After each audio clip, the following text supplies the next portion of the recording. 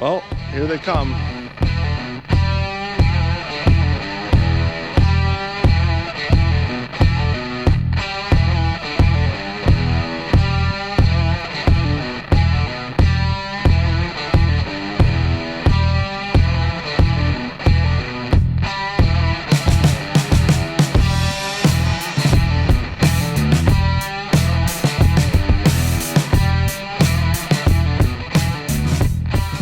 Well, good morning, good morning.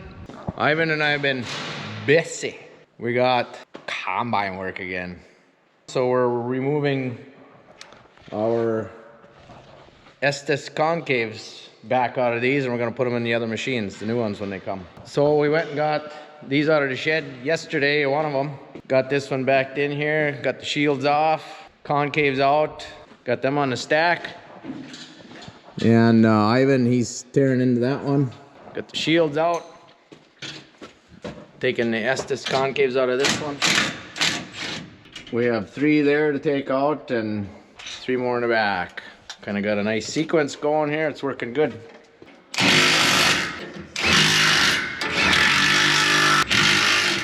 So we were gonna turn the camera on, but of course we forgot.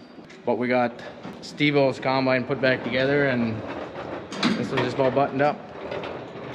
We got to put these last 3 grates in, and voila, they can be gone.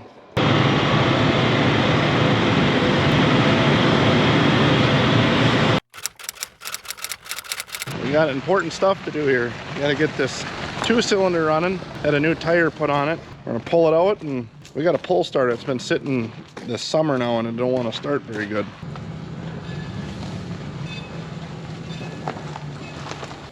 This is the nicest running bee I've ever seen.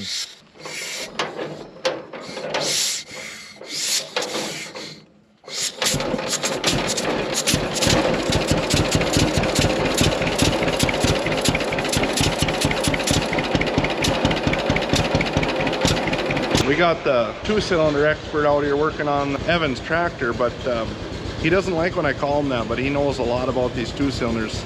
Him and his dad are very knowledgeable on them. If he can't get it to run right, odds are it ain't gonna. He's adjusting the carburetor right now with the air screw and stuff.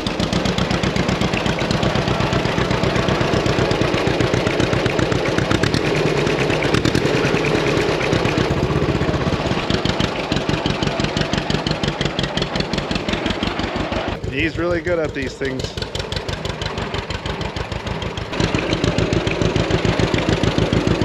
What are you thinking? So one of these is fuel and one's air. Yeah, one's your load screw and the other one's air. So the backstory on this bee, I bought it quite a few years ago. I had a dirt bike, and I traded the dirt bike to a young guy that had this sitting in the shed, but the head was bad on it. Anyway, I got way more into it than it's worth, but I had brought it over to Dennis, his dad, and he put a new head on it, or at least he had it redone, and man, does it run nice.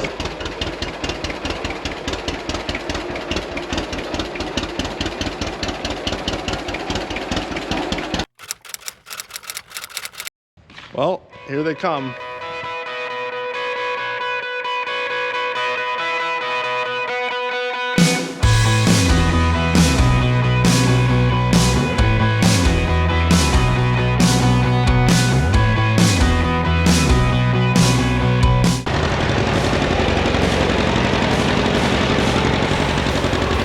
Oh, he's just in his glory. He's loving that. Burning gas up. And Austin is here already. Give us a wave. He's getting us all set up. Last combine just showed up and he's right here. So getting it all dialed in, all the technology stuff, all of our advanced settings getting put in. Pretty awesome. So thanks to Austin for being on the spot like he is. And True North, you guys are doing a great job. Well, I'm going to use this opportunity to tell you guys about the Estes 3 concaves, if that doesn't sound sales pitchy. So we put the Estes 3s in last year. Honestly, we're not going back. Dad and Dane are leveling the same set that we had in our other S780.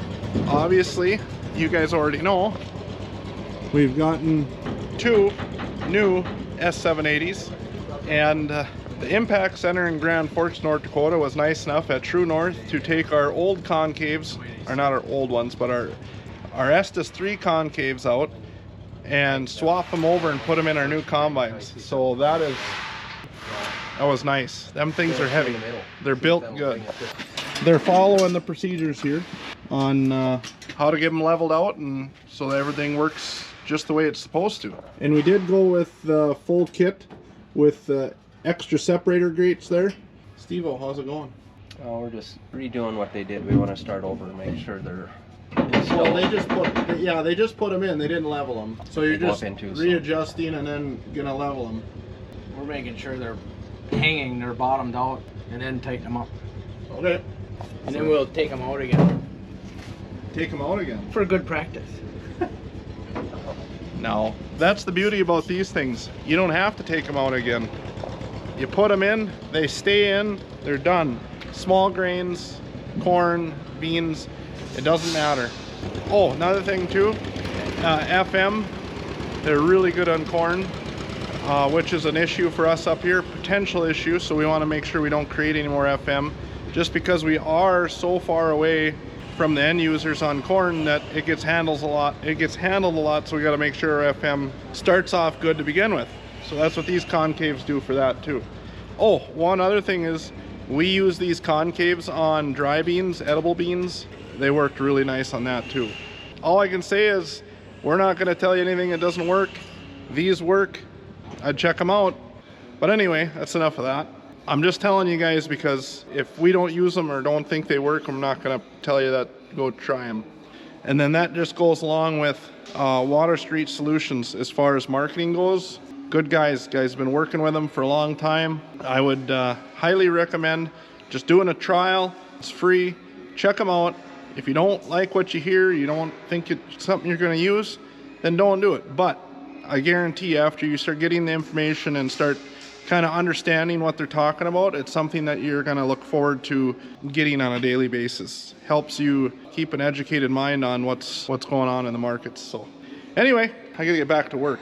The thing I'm working on is I got to line these tracks. These are brand new tracks. They come with the machine brand new. The machine is not brand new. It's got a few thousand hours on it. I think they had a slice in one track, so they put brand new tracks on both sides. Anyway, after the tracks break in and stuff like that, they kind of want to move left or right. As you can tell, I had to run it that way during planting. It's starting to scrub here. See that? That's a no-no. We don't want that. So we want to get them back aligned on the other side. Hopefully we can get them centered out. Yeah, I can stick my whole hand in between the lugs here. I'll show you what I do. To start with, you got to take the keepers off. There's some steel keepers that hold this on. This is your eccentric bolt. There's one on each side. Turn it this way, we'll move that idler that way. Pretty simple illustration. I got to figure out which way I need to walk it first. Alright, well, I had to watch a little YouTube video to make sure I'm doing this right. It's pretty straightforward, but it's always nice to make sure you're doing it right so you can do it once and be done. Usually I like to do everything 2-3 times, and then we know we're doing it right. At least Dane and I. Anyway, I watched CK Master Tech. He's on YouTube. I've watched a couple of his videos. Guy's an awesome John Deere mechanic. The guy knows his stuff. Pretty simple, pretty straightforward. You want the track to go that way. They've taken all the guesswork out of it. You loosen up that side on that side and you drive this one in. You can't just turn one without loosening the other because they kind of lock together. We want the track to come this way. So I loosened him up a whole turn and then I drove that one in. After you do that, we're going to do one full revolution on both tracks and then we're going to drive it back and forth a bunch, and that's what ZK says. Just find a piece of flat ground, drive it back and forth.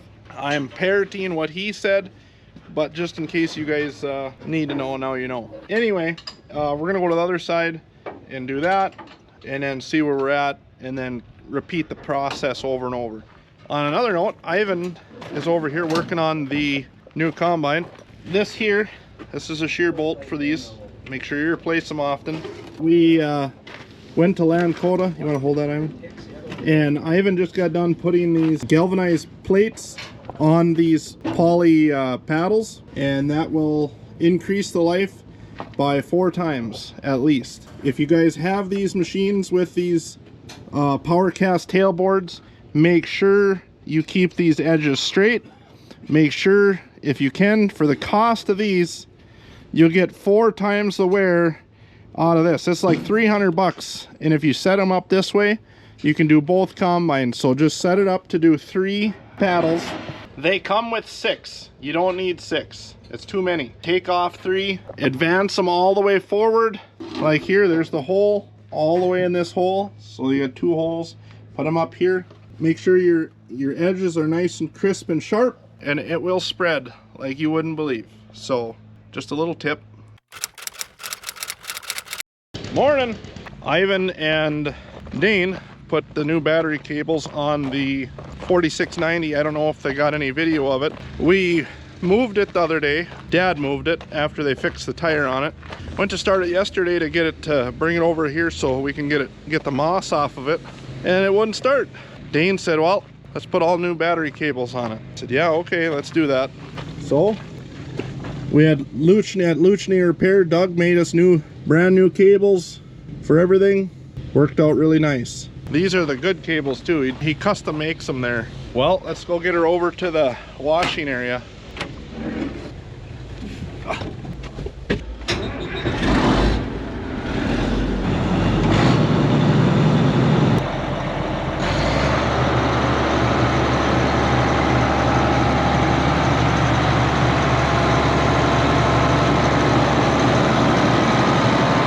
Well, we brought her back up to the shop, putting some hydraulic fluid in her. They're a little low. Get them babies filled up because it didn't want to steer very good. He just put new filters on it. Light come on the dash said fuel pressure, so I'm assuming that has to do with fuel filters. Must be getting plugged. So I'm not sure if we check the hydraulic fluid when the machine's running in them sight glasses, or do we shut it off and let it settle back down. I know on the 1270 it's got the bulbs on the side, and it shouldn't matter if it's running or not. We'll just check the owner's manual here. Look at that. There she is. Dane, look at this. This is back when things were made the way they should be. Written in clear and simple English. No Espanol or whatever. I mean, we don't have a book that's this big with 10 different languages in it. Yeah, because that's totally necessary. Alright, so if you got fluid in there, I think we're good. Well, we're really doing it, Harry. We're gonna go combine.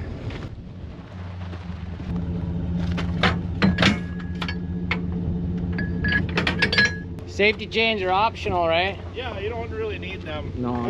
Or the lights here. It's just more work. This is what's left of the lights. Yeah. When you have a sliding hitch, they seem to get caught in there and then they slice them right off. Huh. Bugger. Bugger. So. Uh-oh. Braid's leaving.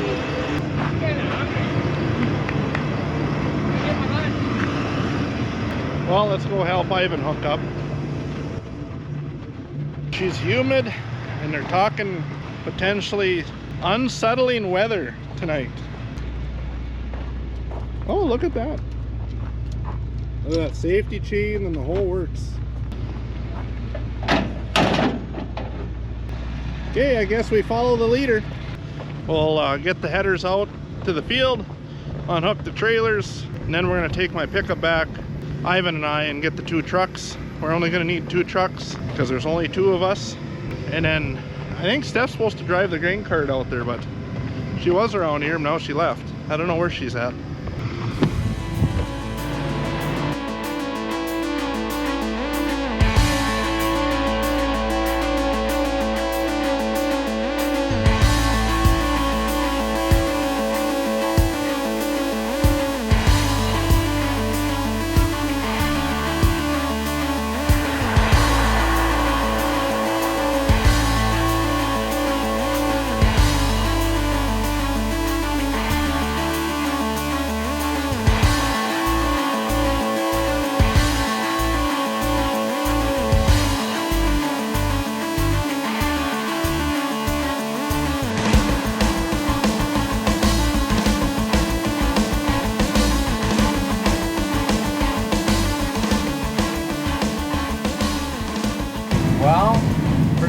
wheat for the year.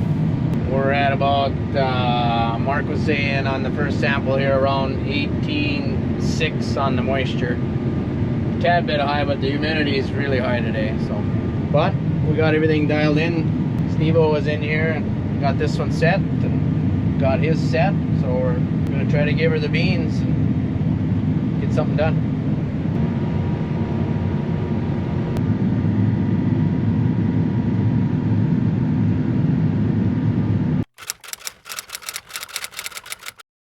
Just a little report on the end of the day. It's Thursday.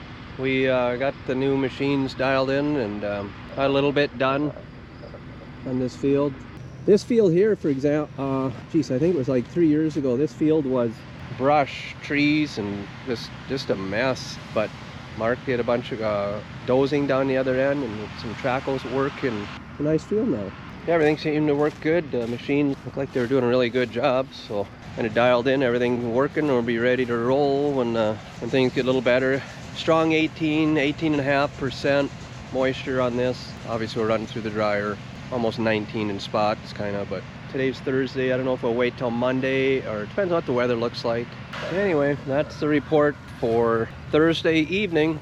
Have a good night. Next time on Haugen Family Farms. Well, they're on their way.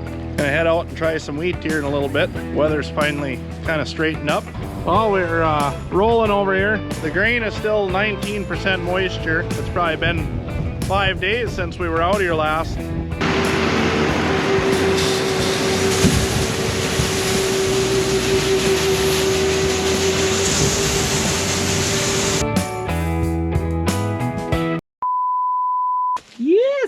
Yes, I did unhook the battery. Oh, you son of a bitch. I mean, you darn thing.